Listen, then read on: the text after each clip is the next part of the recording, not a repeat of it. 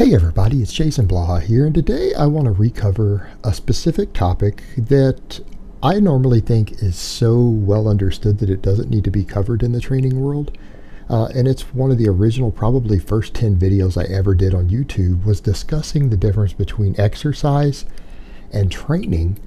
But I think we've reached a point to where there are times when we need to recover this rudimentary information, because there are a lot of people every year who are new to fitness. They start listening to YouTube fitness and things like that. And you have a lot of laymen, people who don't really train much, who are trying to learn things.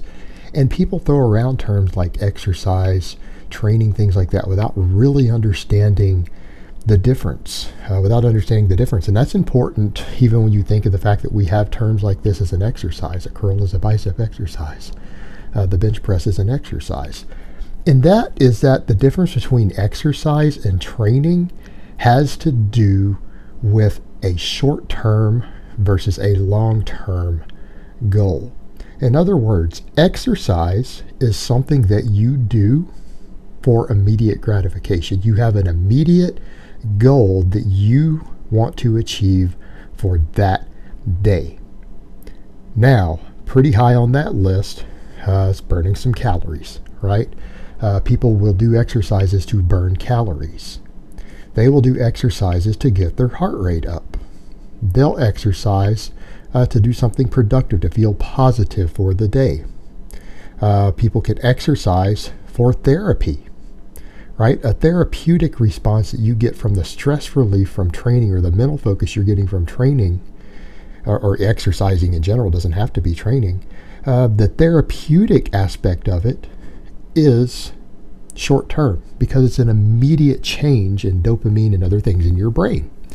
It's an immediate short term response.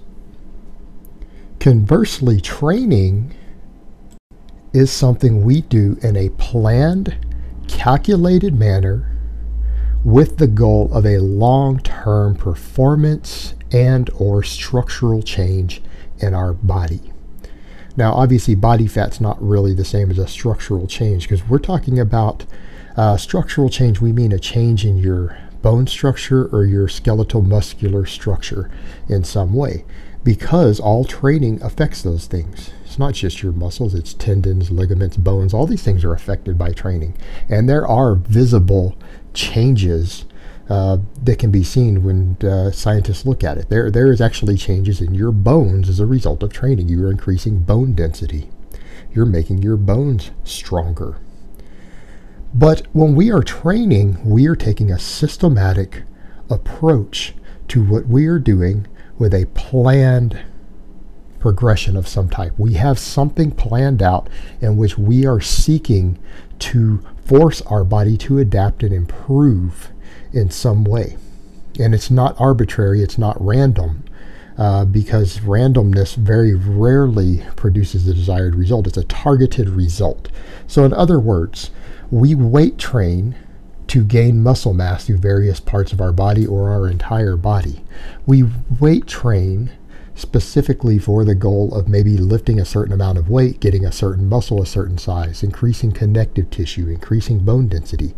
And we do it in a systematic manner that we know, based upon all the available strength and conditioning experience of other people, coaches, things like that, various amount of evidence that we have, that we take a system and we put it in place with achieving a desired result, an expected result.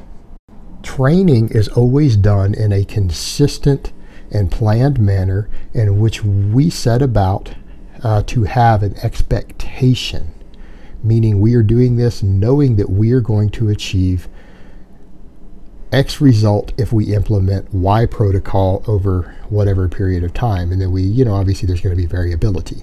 So if you were, for example, to go run starting strength or 5-3-1 or whatever program, you're training because you're training to get bigger, you're training to get stronger, and you're implementing a proven, effective system for doing so. Conversely, a lot of people come to the gym just to exercise. In other words, if you come to the gym and just lift with no progression pattern in mind, no actual effort to get stronger, let's say you get to where you can bench 225, and that's your max, and you come in and you do 225 every Monday, for a max, and then you do 155 for a couple sets of 10 afterwards, in that hypertrophy range. And you do that every Monday for the next 2 years. You're not training, you're just exercising. You're coming in just to maintain what you have. You're not seeking to improve at anything. You won't improve anything, and any reasonable person will tell you that you absolutely will not gain any muscle and any strength from doing that, because you're not doing anything in a planned manner to disrupt the homeostasis in your body. However, you might do that to maintain your muscle. You might do that to burn some calories. You might do that for the benefit you get from it. Same thing for people who are runners. They might come out and just jog every day. Jog the same amount of distance, same amount of time every day. They don't attempt to get better. They don't attempt to adapt. They are exercising. They are exercising. Now, one of the things where the lines get blurred a lot when you see people, particularly bodybuilder types, are coming in and saying, well, I do a lot of high volume training to get ripped. That falls back under the category of exercise, because why are they doing it? For an immediate response, to burn the calories that they are going to burn that day from lifting weights. They're using weight training as a calorie burning tool. They're not going to gain any muscle from doing that.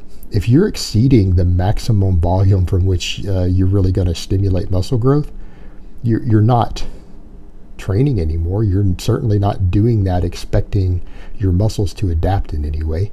You're just coming in to burn calories. And I think that's one of the big areas where this gets confused. Most people understand the difference between between exercise and training in the other regards, but then when it comes to certain amounts of training volume, particularly when guys are like, well, I come in and do all this to get ripped. I come in and I do a bunch of sets of 15 reps on this exercise and that exercise, burn through calories, help me get ripped, do a bunch of stair steps and walking lunges out in the parking lot. You're going back to exercise. That's no longer training, because you're doing it for what purpose? To burn calories, because you're not doing it to build strength. You're not doing it to build endurance, because you're not going to increase work capacity doing that on your exercises. Meaning all that extra volume doesn't really increase work capacity any more than strength training does. And it certainly doesn't build muscle. It doesn't build strength at that threshold where a lot of these guys are doing it. Even a lot of YouTubers, the amount of volume they do, they're not building any more muscle. But they are burning calories. And we could argue all day long on that one as to whether cardio would be better, the weights would be better for them to burn the calories. We could argue that point till we're blue in the face. But the point is, they are doing it for the purpose of burning calories, especially they're saying they're doing it to get ripped. Well, they're burning calories. They're doing it to lose weight, to burn body fat. So that falls back under the area of exercise. It falls under the area of exercise, not training. And the same can largely be said for people who are saying, well, I'm going to just try this. They're going to try something new. They're not implementing a whole new system. They're not implementing a training system. They're just going to do something because this other person does it. Like this person does 21s. This person does these supersets. I'm just going to try supersets. I'm going to try 21s. Well, you're not doing it in a planned approach in which you have a 12-week protocol put in place for how you're going to improve at this, right? Of course not. So if that's what someone's doing, they're just exercising. They're hopefully not planning to get bigger off of that, because you're not going to change any exercise for a few weeks and gain a single noticeable amount of muscle. You might think you're seeing it in the mirror, but that's usually delusion. So again, they're right back to just exercising. I just want to try it to see how it feels. I want to try it to see if I get a pump. I want to try it to see if I get a pump in the gym. Okay, again, you're falling back into the area of exercise because you're not planning. You're not utilizing it to where you're saying, okay, I'm going to utilize this method of supersetting that I think is going to give me a pump. I'm going to utilize it in this way, and this is what my progression pattern is going to look like, and I'm going to plan it out into part of my overall system, not with the hopes that it will work, but with the knowledge that it'll work, because it's a proven training system. It's a proven, or at least hypothetically possible training system that works the way that we know the body adapts, and it's going to give me an extra tenth of an ounce of muscle on my pectorals and my biceps, in which case that would be training. But when you're just trying it out, that's exercising. That's no difference than the person who goes and takes a jog for the same amount of time and the same distance every day just to burn off some steam or to try something new or to feel better. but it's not training. And it's important that we understand the difference. Exercise is done for a short-term effect. Training is done for the purpose of creating a long-term effect in a planned manner in which we know what results to expect.